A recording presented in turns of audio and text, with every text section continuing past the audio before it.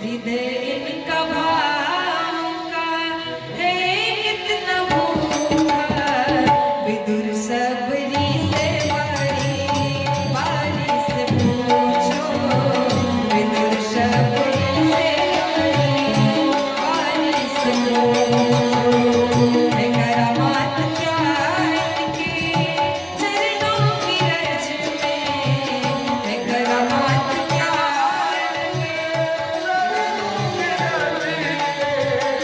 जाकर के गौतम की नारी से पूछो, जाकर के भरी इनकी आँखों में है कितनी करुणा, भरी इनकी आँखों में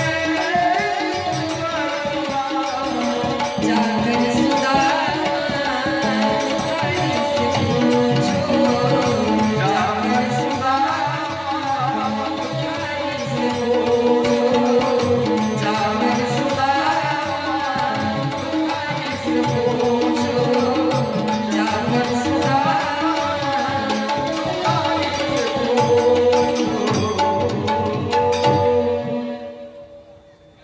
कृपा कितनी करते हैं शरणागतों पर।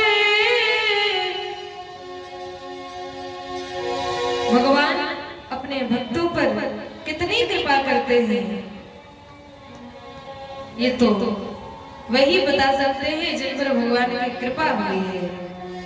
और प्यारे, जिन पर भगवान की कृपा होती है वे बोलते नहीं, ये तो बस अनुभव होता है, आनंद का अनुभव होता है। कब किस घड़ी में भगवान कब कृपा कर दे कोई नहीं बता सकता। न जाने कौन से गुण पर दयानिधि रीझ जाते हैं। तो बलि पर भगवान ने कृपा की और वामन अवतार लेकर भगवान बलि की इच्छाओं को पूर्ण किए हैं। इस प्रकार भगवान के अवतारों की कथा श्री सुखदेव जी परीक्षित जी को सुनाते हैं। नवम स्कंद में सूर्य वंश का वर्णन किया और नवम स्कंद में भगवान राम के चरित्रों का वर्णन किया, राम जी की कथा सुनाई गई। और दसम स्कंद में भगवान के कृष्णावतार की कथा सुनाई। भगवान कृष्ण बनकर आए, उनकी कथा को सुनने से पहले, समझने से पहले भगवान राम की कथा सुनाई।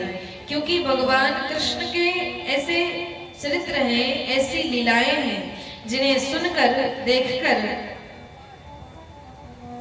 मनुष्य भ्रम में पड़ जाता है, उसे संदेह हो जाता है। तो भगवान राम की कथा सुनाई। सूर्यवंश में अनेक राजाओं का वर्णन किया। राम जी के पूर्वज महाराज रघु, महाराज दिलीप, महाराज सगर, महाराज अम्बरीश, ऐसे ऐसे प्रतापी राजा और भगवान के भक्त भी थे।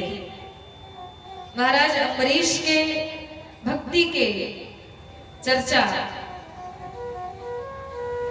अत्यधिक प्रसिद्ध है। महाराज अम्बरीश चक्रवर्ती सम्राट है, लेकिन स्वयं भगवान की सेवा में तत्पर रहते हैं। राज्य कार्य को छोड़कर भगवान की सेवा में संलग्न रहते हैं। प्यारे, हम भगवान की सेवा में कोई भी कार्य हो, छोटा हो या बड़ा हो, अपना पद, अपनी प्रतिष्ठा देखते हैं।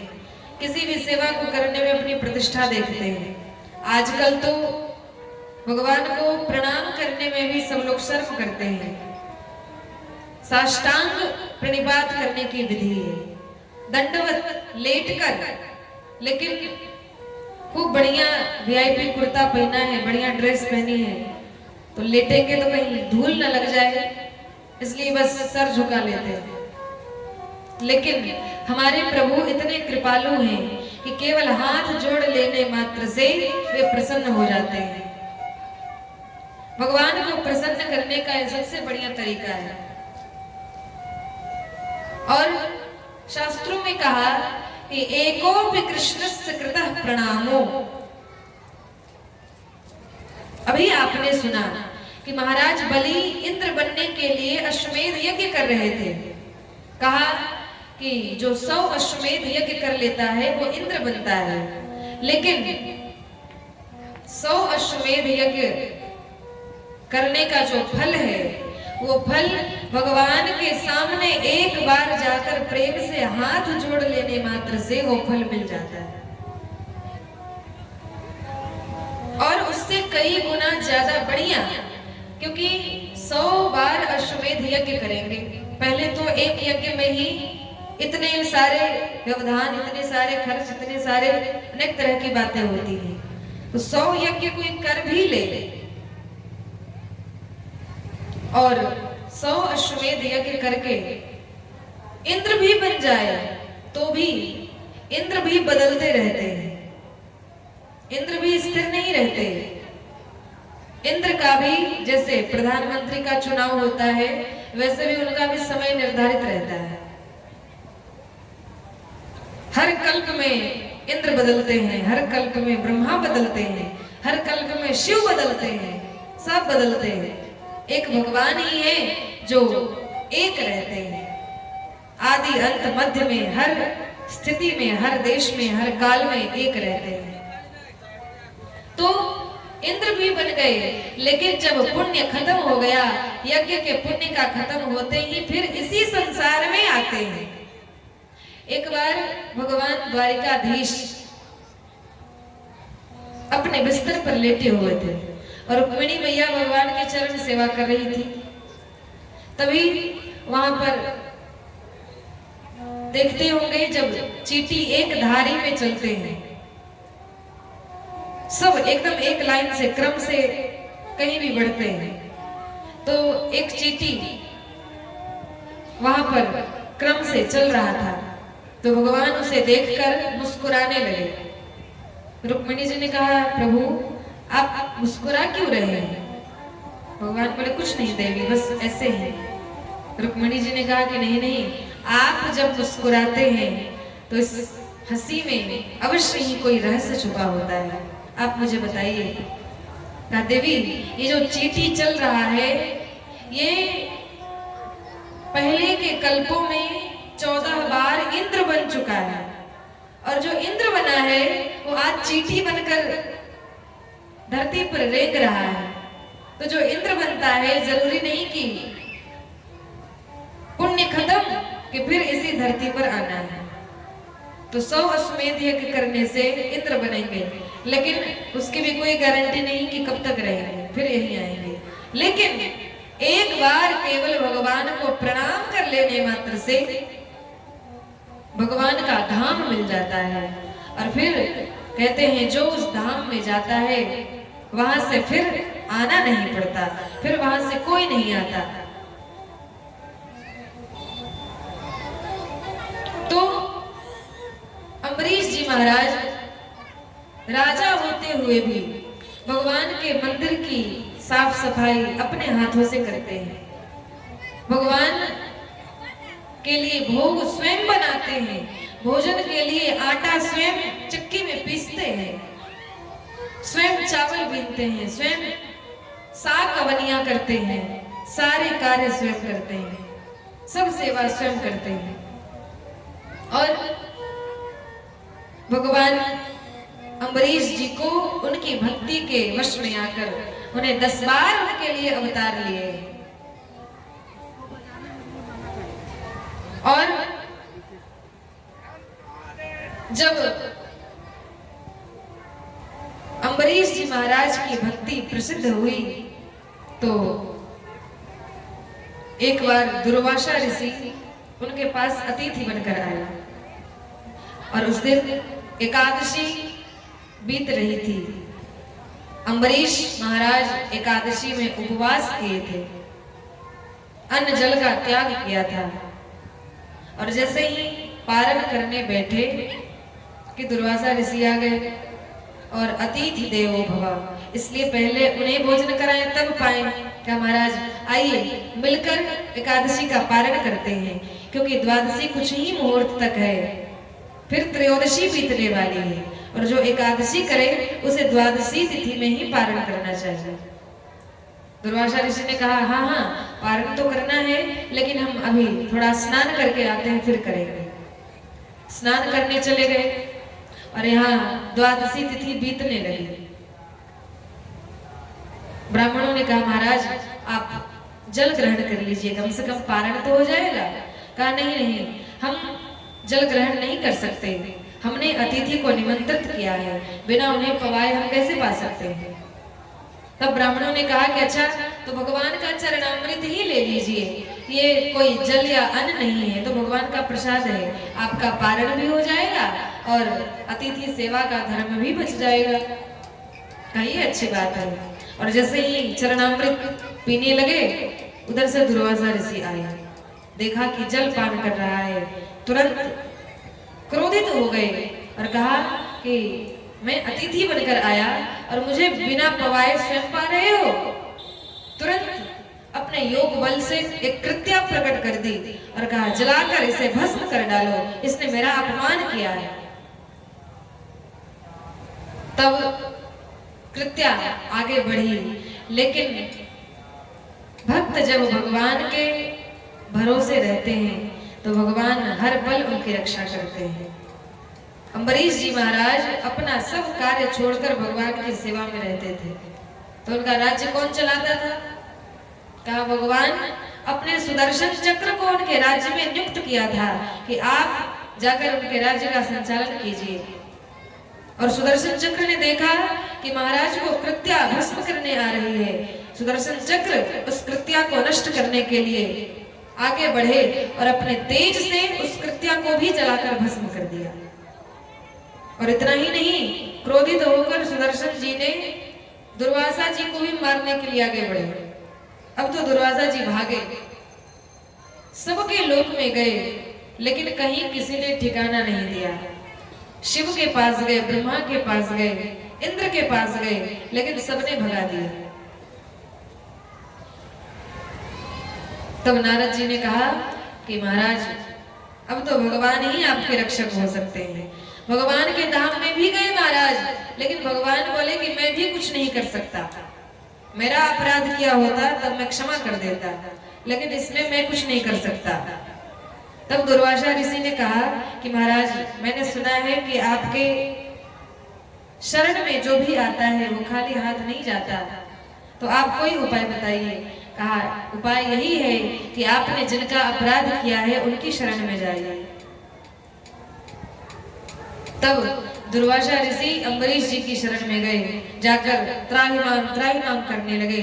तुरंत उठाया, कहा महाराज तब से लेकर आज तक ये सुदर्शन चक्र मेरा पीछा कर रहा है, अब आप ही इसके भय से मुझे मुक्त कीजिए। तब महाराज अम्बरीश ने हाथ जोड़कर सुदर्शन चक्र से प्रार्थना करी, कहा कि यदि मेरी निष्ठा भगवान में अनन्य है, यदि मैं एक केवल भगवान से ही प्रेम करता हूँ, उनके सिवा किसी को नहीं जानता, तो हे सुदर्शन चक्र आप शांत हो जाइए। इतना कहते ही सुदर्शन चक्र शांत हो गए और अंतर ध्यान हो गए। अम्बरीश जी ने कहा महाराज आइए हम मिलकर एकादशी का पारण करते हैं। कहा क्या आज तक आपने पारण नहीं किया? दुर्वासा ऋषि को गए साल भर बीत गए थे, सुदर्शन चक्र ने जो भगाया साल भर भागते ही रहे। साल भर बाद जब आए तब तक अतिथि सेवा का धर्म, अतिथि धर्म के अनुसार बिना अतिथि को पवाए भोजन नहीं करना चाहिए, इसलिए अम्बरीश जी ने तब तक भोजन नहीं किया। कहा कोई बात नहीं, आपकी कृपा से मुझे साल भर एकादशी करने का सौभाग्य प्राप्त हुआ। तो ऐसे भगवान के भक्त जिनके लिए भगवान अपना सब कुछ न्यौछावर कर देते हैं। अम्बरीश जी के ऐसी भक्ति को सुनकर एक राजकुमारी, उनकी इच्छा हुई कि क्यों ना ऐसे पुरुष को मैं पति बनाऊं, उनके साथ मैं भी भगवान का भजन करूं, मैं भी भगवान की भक्ति करूं। प्रस्ताव भेजा, मैं आपसे विवाह करना चाहती हूँ। तो अम्बरीश जी ने कहलवा दिया कि मेरे पास फुर्सत ही नहीं है, विवाह करने का समय ही नहीं है, मुझे भगवत कार्य से फुर्सत ही नहीं मिलती, तो उन्हें कह दीजिए कि मैं क्षमा चाहता हूँ। लेकिन राजकुमारी ने ठान लिया था, फिर से दोबारा पत्र भेजा, कहा कि यदि आप मुझसे विवाह नहीं करेंगे तो मैं अपना प्राण त्याग दूंगी। तब महाराज अम्बरीश ने कहा कि अच्छा ठीक है, मैं तो नहीं जा सकता, लेकिन मेरी तलवार ले जाइए, और चूंकि ये मेरा सामान है इसलिए इसमें मेरा अंश है।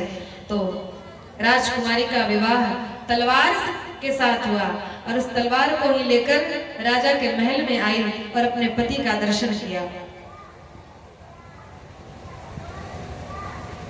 लेकिन उन्होंने सोचा था कि हम भी महाराज के साथ भजन करेंगे, लेकिन यहाँ महाराज को फुर्सत ही नहीं। जो भगवत सेवा में सुबह से लगते तो शाम तक बस मंदिर में ही रहते, कभी भगवान की अर्चना, वंदना, सेवा, भजन। तो राजकुमारी ने सोचा अच्छा कोई बात नहीं, उन्होंने भी ठाकुर जी की मूर्ति अपने महल में मंगवाई और भगवान की प्रतिष्ठा कराकर और उनकी सुंदर पूजा आरती की, और ब्रह्म मुहूर्त में उठकर भगवान की पूजा करती और बड़े प्रेम से भगवान को भजन सुनाया करती। और उनके भजन को सुनकर महाराज अम्बरीश मुक्त हो गए और जहां से आवाज आ रही थी उनके महल में आ गए, और साथ में बैठकर, पीछे बैठकर वे भी उनका भजन सुनने लगे। उनकी पत्नी बहुत सुंदर, बहुत मीठा भगवान का भजन गाया करती थी, और महाराज अम्बरीश उनके सुर में सुर मिलाकर दोनों मिलकर भगवान की भक्ति करते हैं। मनमोहन कान्हा बिनती करूं दिन रे, मनमोहन कान्हा बिनती करूं दिन रे, मनमोहन कान्हा बिनती करूं दिन रे। राह लगे मेरे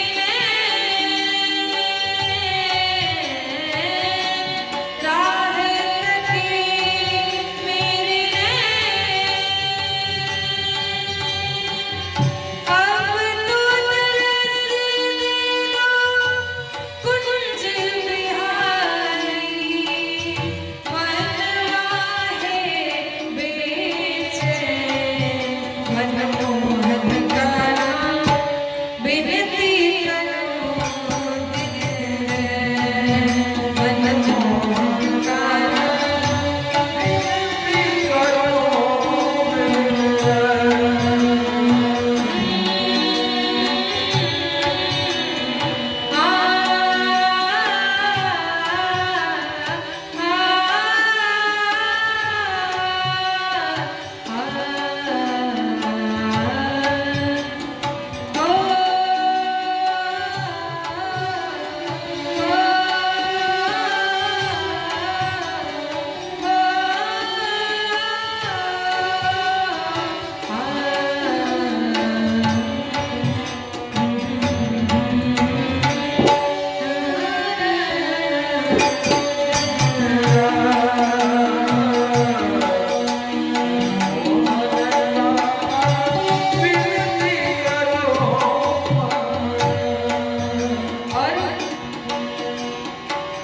नेह की डोरी तुम संग जोड़ी, नेह की डोरी तुम संग जोड़ी।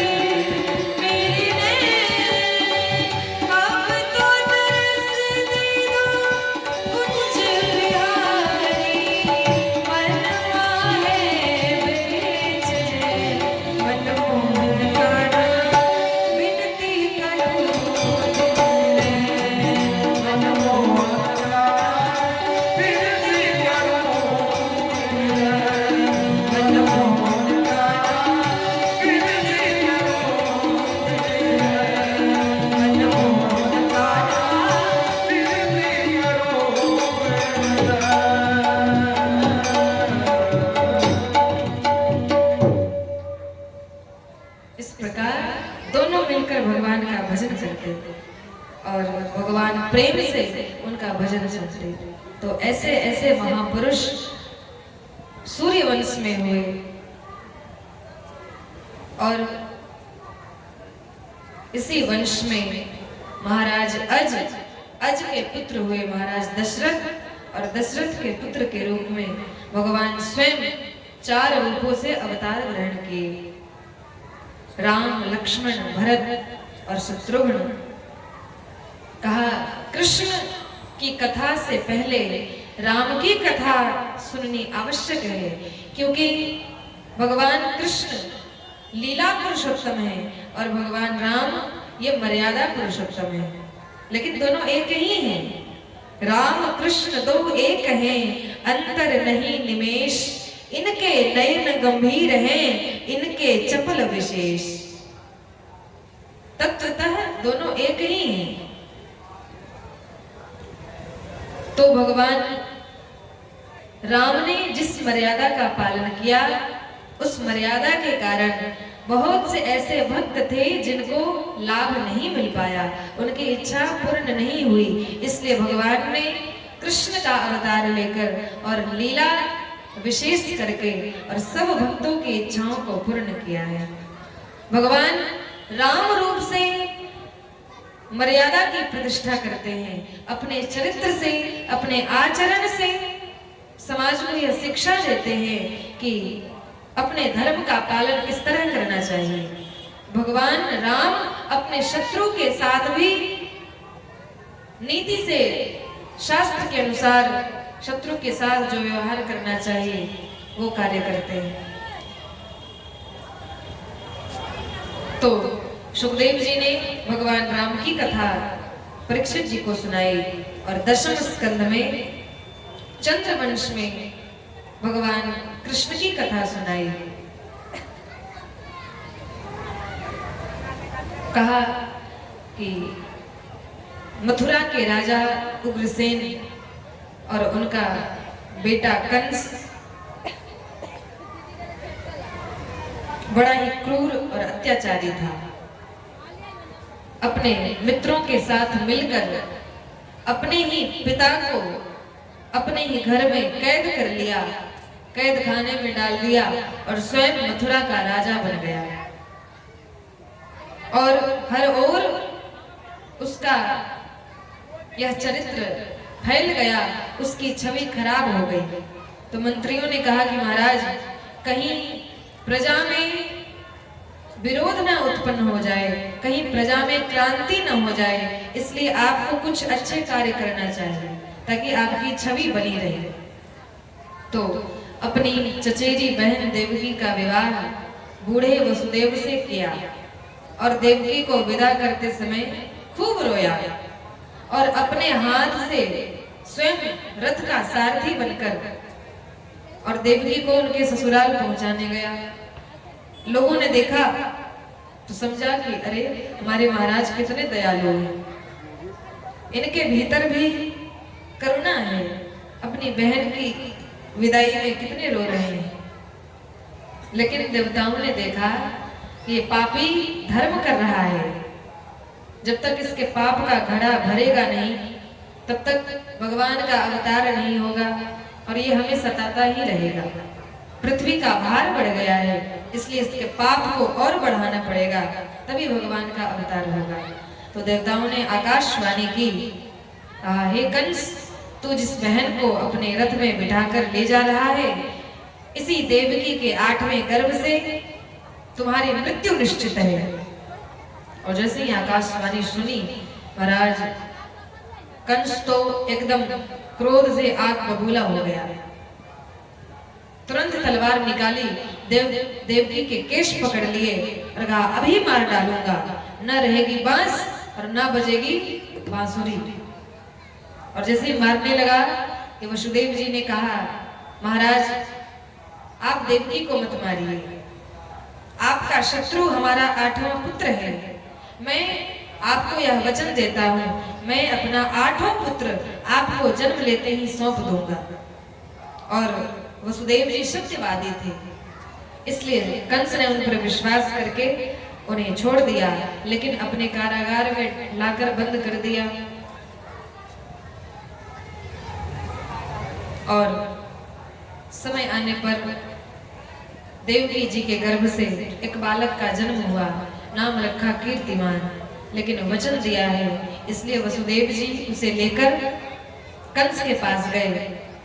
कहा महाराज ये हमारा पहला पुत्र है। और जब बालक का मुख देखा तो कंस को लगा कि मेरी मृत्यु तो 8वें से होने वाली